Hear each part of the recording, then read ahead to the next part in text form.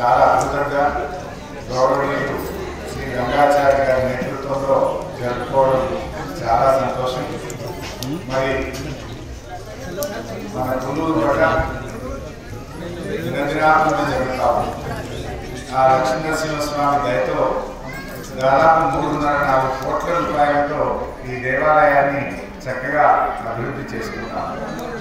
గౌరవనీయులు మన రాష్ట్ర తొలి ముఖ్యమంత్రి వర్యులు కేసీఆర్ గారి నాయకత్వంలో కొల్లూరు గడ్డకు రోడ్లు కానీ, దేవాలయ అభివృద్ధి కానీ, వాటర్ ట్యాంక్ కానీ, ఫంక్షన్ హాల్ కానీ, విద్యుత్ సౌకర్యం కానీ ఇలా ఎన్నో అభివృద్ధి చేసుకున్నాం.